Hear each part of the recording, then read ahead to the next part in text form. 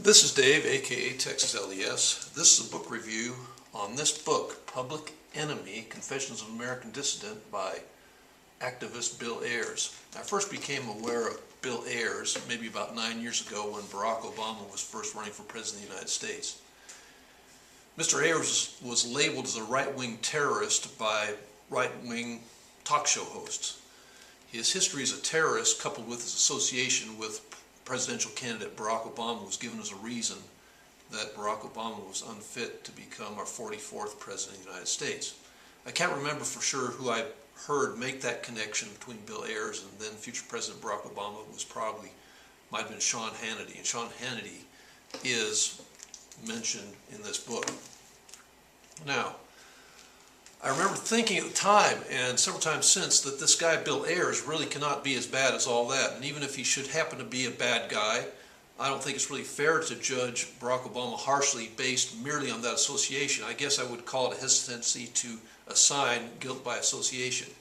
Yet I was curious about that association and figured I could learn from this book by Bill Ayres himself. And it's the Public Enemy, Confessions of an American Dissident.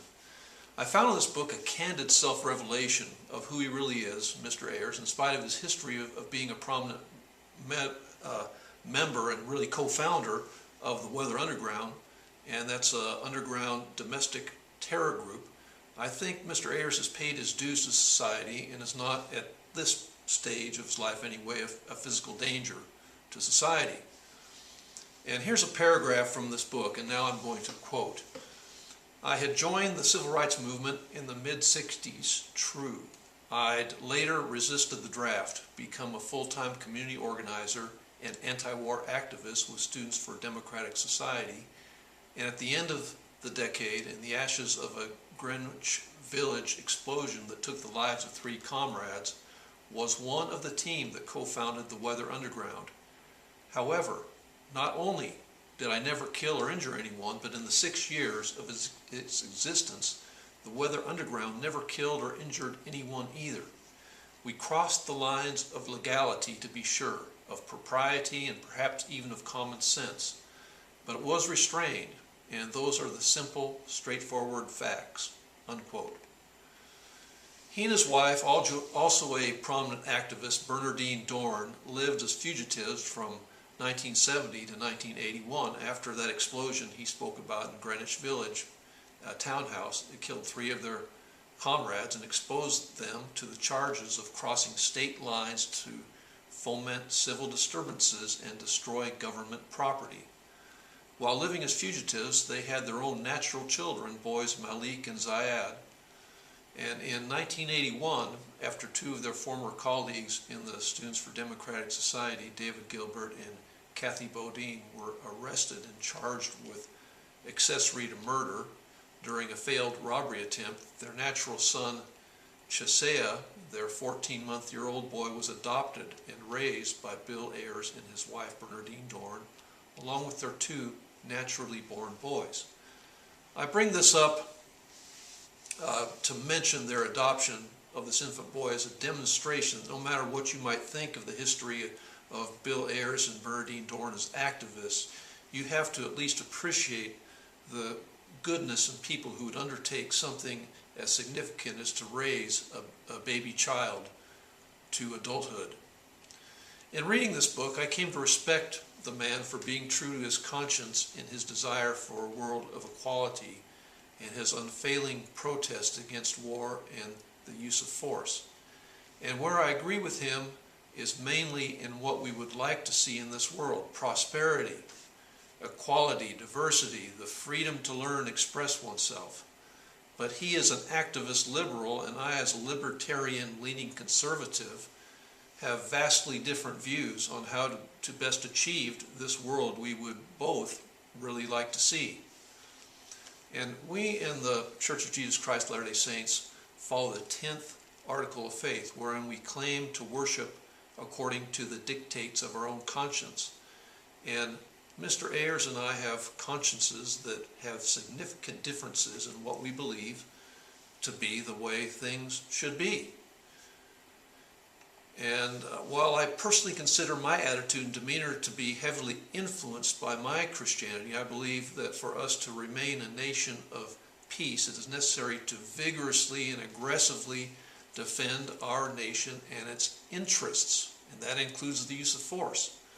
So I believe in electing and supporting politicians who have the will to use force in the defense of our nation. If it were up to Mr. Ayres to choose his political leaders, aggressors would take advantage of weakness and deprive Mr. Ayres of the freedom of speech, and all the rest of us, by the way, that he and I and you currently enjoy. A couple months ago on Facebook, my friend Liz posted a video interview of the Nazi war criminal Nuremberg persecutor or prosecutor Ben Ferencz, where he decries war, like war is really bad. And this was my response, and I quote, I said, "A major reason I'm going to be able to go about my business today in peace and in safety is that my country's weapons arsenal is the most powerful in the history of the world, and also that our political and military leaders will use that weaponry to ferociously defend our country's shores and borders from attack."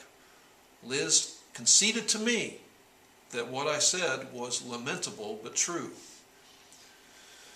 Now, on the night before the 9/11 attacks, Mr. Ayres joked about, he was on a book tour, and he joked about American politicians and their media allies sweating and fretting in public about how threatened we were, and he specifically mentioned the security precautions at the Super Bowl. They were becoming more and more elaborate and costly than ever. And so the events of the following day, September 11th, 2001, proved that Mr. Ayres was misjudging in his attitude about the danger of terror.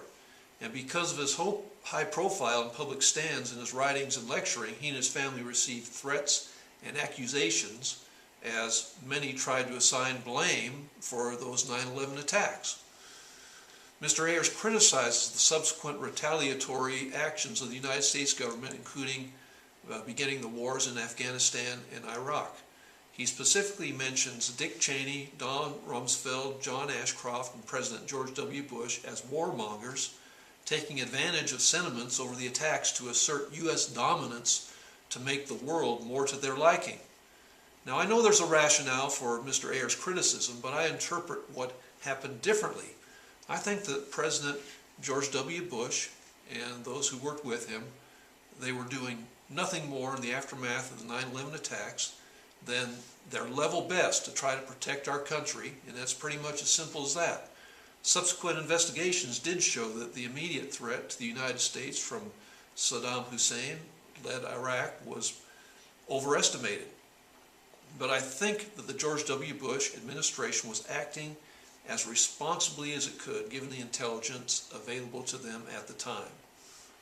Another area where Mr. Ayres and I have vastly different consciences is over the death penalty. In 1994, Mr. Ayres joined a small number in protesting the execution of serial killer John Wayne Gacy, who killed at least 33 boys during his murdering spree. And Mr. Ayres held up a sign, "Thou shalt not kill." Now it's a quote from the Bible, and the Bible elsewhere does condone execution of malefactors. Mr. Ayres also once held a gathering at his home supporting mothers whose sons were on death row. They even called one of the prisoners to give comfort. Now, Mr. Ayres sees the use of the death penalty as a barbaric custom designed to give the public the satisfaction of bloodlust as revenge for crimes. But my support for a death penalty is not at all about bloodlust or revenge. My support for capital punishment is based on really capital punishment being an appropriate response or appropriate consequence for many murders. You took a human life, so your appropriate consequence is to forfeit your own life. I had the daughter of a dear friend, and she was herself a friend of mine, who was murdered nearly 2 years ago, Zoe Marie Hastings. And in one of my video essays here on this channel, I really state that I will, in spite of my support of the death penalty, will not exult over the execution of her murderer. And I don't even think in the video I mentioned my support of the death penalty. Yes, I live in Texas, and we execute more convicted criminals than any other state. And while that does not seem to be something to be particularly proud of, I believe that if there is a death penalty, that it should be used when an appropriate crime has been committed that merits a death penalty. I think that Mr. Ayres is a thoughtful, intelligent man I can learn from in many areas, but I want to mention two areas specifically. As a professional educator, I can learn a lot from this man who made a significant career in instructional education. So as one who is an expert in teaching teachers, Mr. Ayres, I believe I can learn a lot from him. Also, I appreciate the man's integrity, that he is a man committed to acting according to the promptings of his conscience. After he got out of the Merchant Marines at age 20, he heard a talk from Paul Potter, the president of the Students for Democratic Society, and Mr. Potter issued a challenge. He said, "Don't let your life make a mockery of your values." And that statement, he says, echoes in his head to this day. And for me, I could ask myself the same question, and I really did. And when I was 20 years old, I was a missionary in France.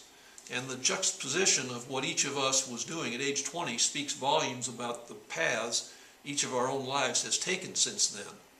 A similar statement about integrity that I follow, or think that I should follow, is the exhortation of King Benjamin in Mosiah 4:10. And this is Mosiah chapter 4, verse 10. "Now, if ye believe these things, see that ye do them." That's great advice. Live as you believe. It seems that Mr. Ayres does that also, but his actions reflect different beliefs than mine. So basically, I believe that he is a good man in the sense that he is being true to his values. I got a lot from this book in developing my understanding that there are people of goodwill and integrity who think differently than I do in a number of areas. If I had the opportunity to say one thing to Mr. Ayres, it would be to see if he could acknowledge an understanding that those in the military and law enforcement services, along with the politicians and taxpayers who support them, are the ones who make possible the free speech that he enjoys today. I hope this has been helpful to you, this book, Public Enemy. As always, thanks for viewing.